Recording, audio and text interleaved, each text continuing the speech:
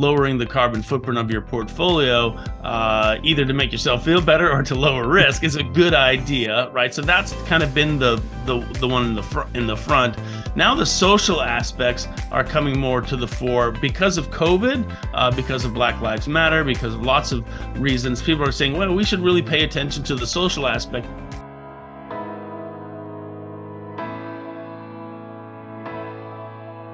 Hello and welcome to a new episode of the Bull Club, Conversations with Leaders. You can get valuable insights from successful investors and financial leaders worldwide. My name is Sam North, a market analyst at eToro, and I'm happy to be your host today.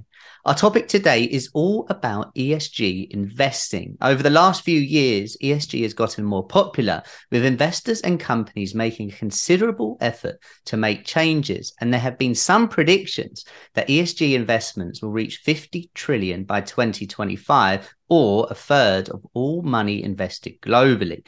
Our guest today is Sam Adams, who is the CEO and co-founder of Vert Asset Management, a dedicated ESG investment management firm, and he is also the co-author of the book, Your Essential Guide to Sustainable Investing.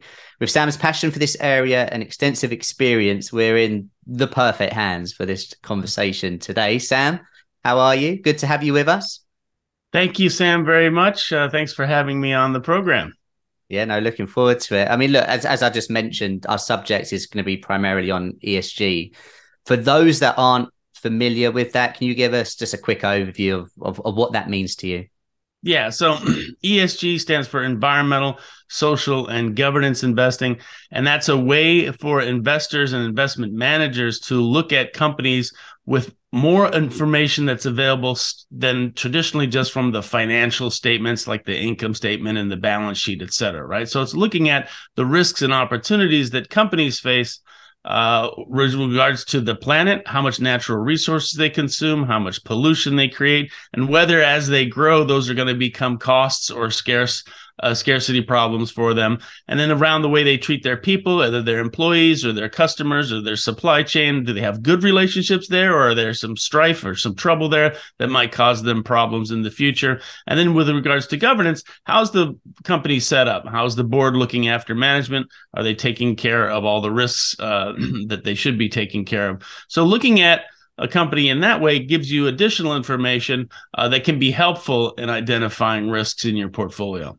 Amazing. Perfect explanation. I imagine you've said that one a few times before. I've definitely noticed over the last, I would say, year, 18 months, I do a lot of events where we'll do either webinars or seminars, and people will come up and talk a lot about, ESG investing, and they want to know a lot more about it. So it's getting more and more popular.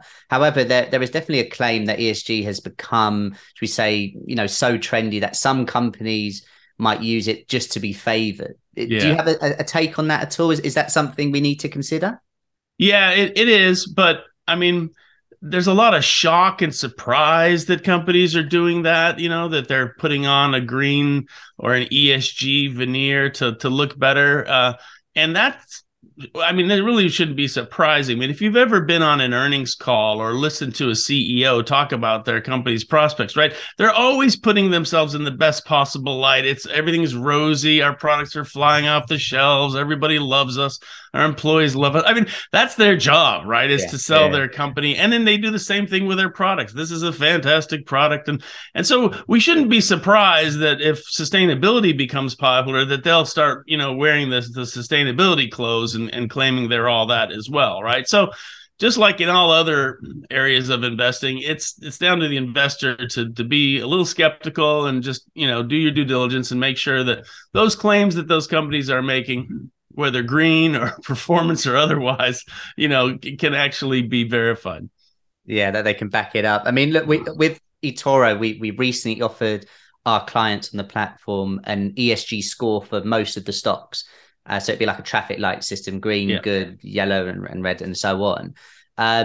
How important do you think to investors it is now in that decision-making process? Is it on the same level for you as like an earnings report, or is it an addition, but a welcome addition as well? Well, I think it comes down to the person of what's most important, but I think it is becoming more and more important, will affect the earnings going forward. So I think it's something that you have to pay attention to now, right? I guess maybe 5 or 10 years ago, when we weren't paying as close attention to climate change and to social justice, we were like, okay, those things are down the road. But now we have plenty of examples with the weather and extreme events happening, that this stuff is happening now, and it's changing companies' ability to operate. And so we're at the point where even conventional investors that don't have a sustainability label or an ESG label are using ESG information to tune their portfolios or de-risk their portfolios to those extreme events. So you're going to have to include it at some point. And my opinion is, why not now? Now that you have things like your traffic light scores, why not integrate that into your investment decision? Don't change all of the fundamentals that you do, like, the way you're diversified and what asset classes you want to be and the factor tilts and all those important things that you want. Don't necessarily change all that. But when you're reaching for that investment, whether it's a stock or a fund, why not consider the ESG part, just either to be on the safe side or to express yourself in the way that you want?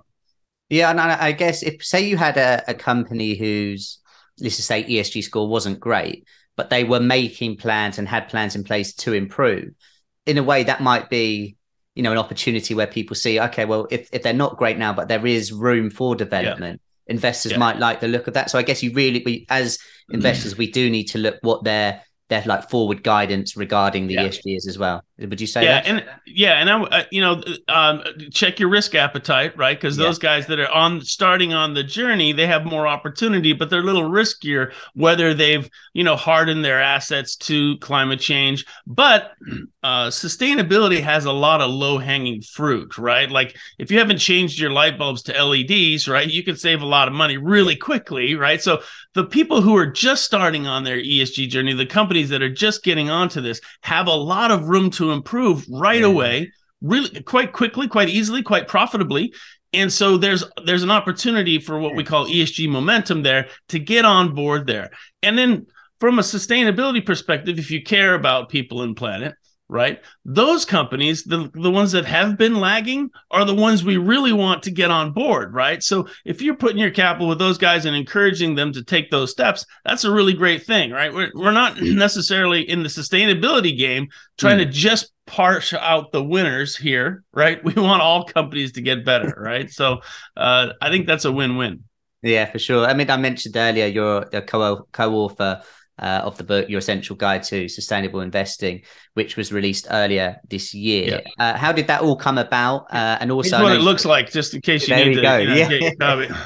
Yeah, we got to get that promo in. Absolutely. We'll put the link below.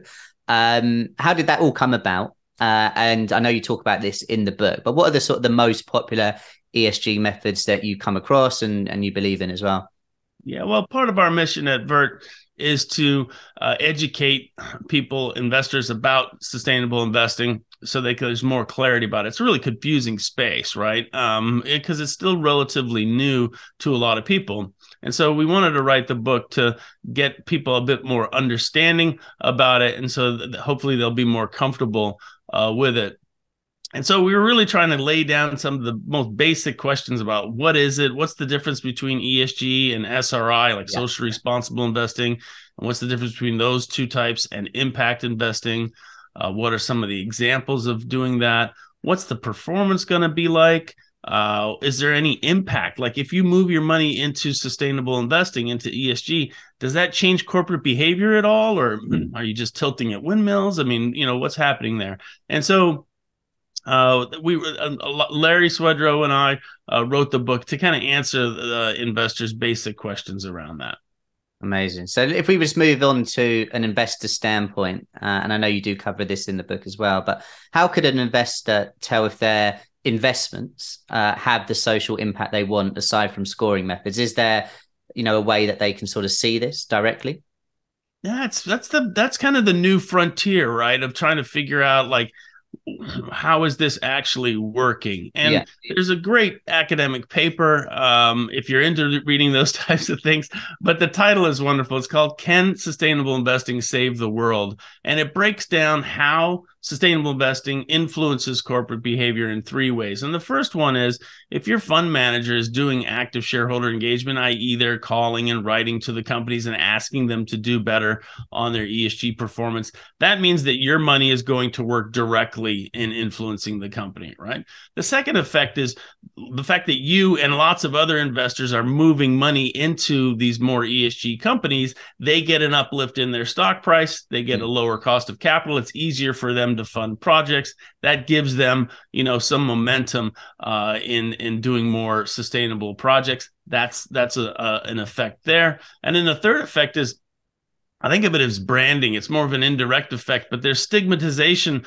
when a company has an oil spill or has a scandal or a lawsuit or a recall or something, right? There's benefits to being, the one of the world's best places to work. Those types of things can dramatically affect a company's ability to sell products, to hire people, to retain people. And so those three effects, the active engagement, the capital flows, and those indirect branding or stigmatization and endorsement effects are very strong, right? And they're hard to measure, though, right? They're hard to make causal links exactly to measure, but there's good evidence it's happening. If you wanted to see whether your investments are doing that, either look at the fund manager that you're using and saying, is this company doing active shareholder engagement? And they'll usually have engagement reports and whatnot that'll show that. And if you're investing in individual stocks, look at the companies and what they're doing in their ESG reports. And then, after you take out all the marketing fluff, see what they're actually doing. Yeah. I mean, look, as with pretty much any conversation, there's always two sides to it. And when it comes to ESG investing, I guess in this moment, we can hopefully shed some light on some potential risks that people might need to consider going down this route. I actually do speak to some people who say, I only want to invest in like ESG related ETFs or funds. And I think that's great. But what do they maybe need to consider? We've heard the word greenwashing branded about a fair bit. And, I guess if you only want to go down a certain sector, you're not therefore maybe not as diversified. Are these things that we just, investors need to consider? Yeah, absolutely. And so nowadays, right, there's an ESG version of almost any asset class or fund or product. So you can get a well-diversified portfolio and all those types of things, but you can take it quite far, which was going to give you more variable performance. Think of it this way. The more you lean into anything, small caps or value or ESG, right, the less diversified you're necessarily going to be. And so you just have to be aware of how far you're going. Now, if you're willing to look very different from the market and it's not going to cause you to sell out or do silly things with your portfolio, that's fine if you can stick with the program. But the case in point is the last year or so, right? ESG has tended to underperform as oil and gas has outperformed. If you're okay with that, that's fine. Just know that that's what's going to happen. If you go into it with the eyes wide open, you're going to be totally fine. And there is, if you only want to invest just in the sustainability leaders, like you said, you could be missing out on diversification on certain sectors. And I don't have a problem with that. I just, I encourage people to be aware that, the ESG stocks aren't going to outperform every day, every week, every month, every year, go for the next 10, 20 years, right? That's not going to happen. There's going to be changes in leadership, and we just need to be aware of that. Yeah, no, for sure. And I think as long as people do their research and trust their process, I think that's all you can ask for at the end of the day. When it comes to capital allocation, I imagine it's going to be more personal to the individual investors. But are there any trends that you're seeing in terms of what people are doing? And also, do you see any of these certain trends developing further over the next few years? Yeah, I mean, one of the things that's has always been the leader in the ESG piece since 2015 anyways has been carbon, right? People are realizing that there's probably going to be either an implied price or an actual price or a tax on carbon at some point. And so getting that lowering the carbon footprint of your portfolio, either to make yourself feel better or to lower risk, is a good idea, right? So that's kind of been the one in the front.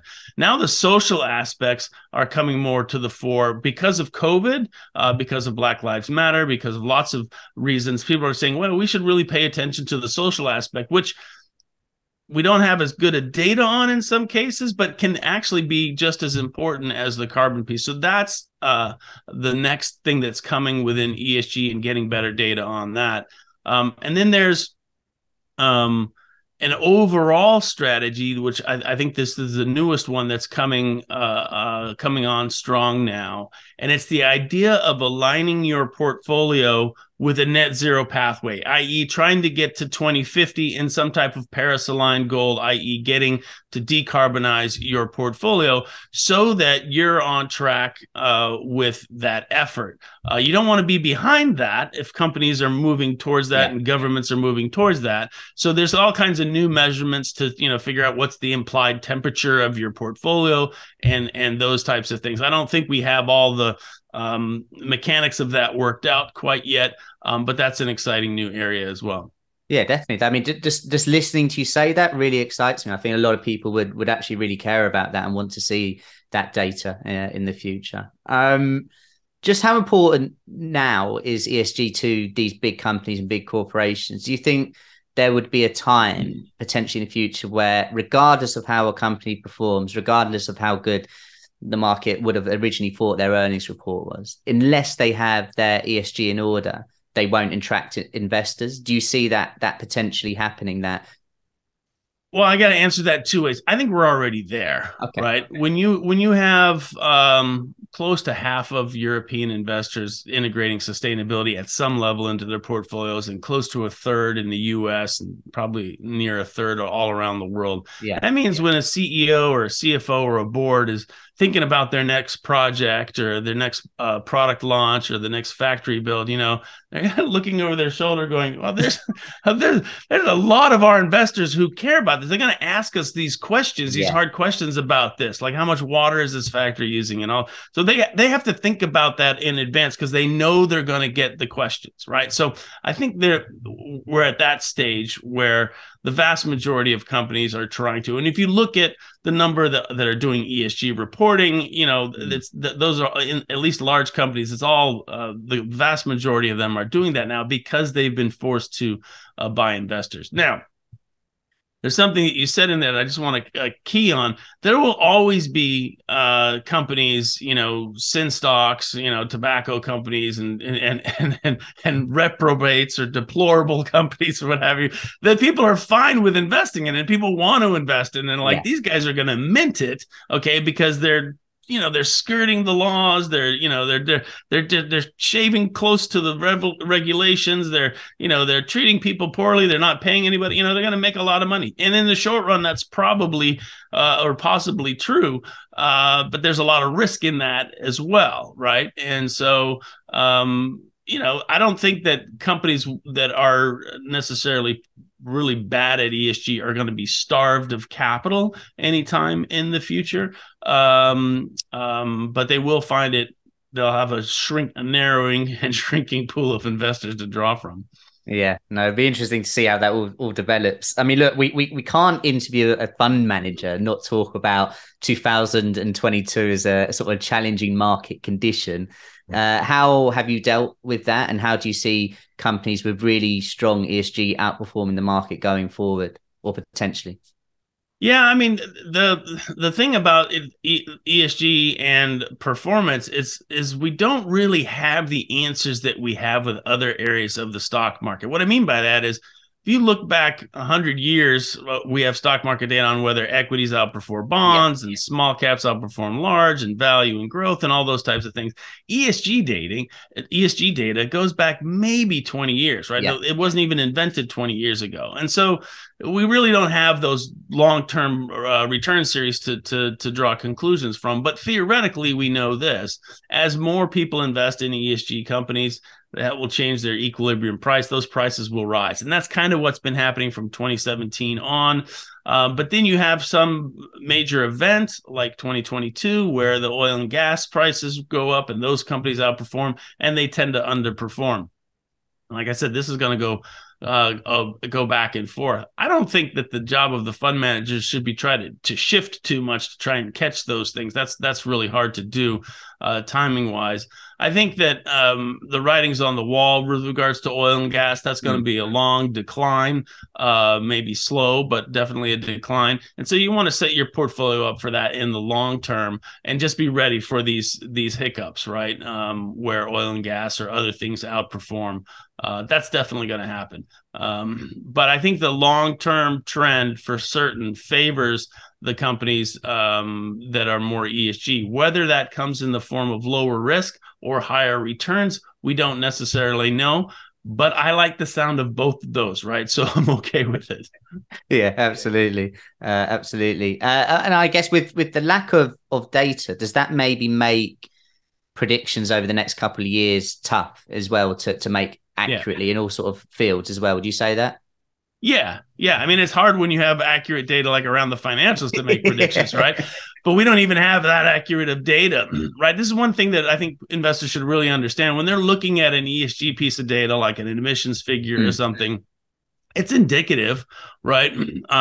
But it's not like financial data, like a PE ratio. You can't rank order companies and know that this guy is 17th and this one's 21st. Or that's just we don't have that specificity around the data. So your traffic light thing, which green, amber, red, makes a lot of sense. That's kind of where we are with ESG. We can do leaders, we can do laggards, and we can have some group in the middle that we're like they're doing okay, or maybe they're phoning it in. We're not exactly sure yet, right? That's kind of where we are with the data. But that's good enough, right, to help us build better portfolios. It's saying this is a group of companies that are really taking a lot of risks in this area. I'm not comfortable with that. Or here's a group of companies that are doing really well in this area, and I want to embrace that. And that's great.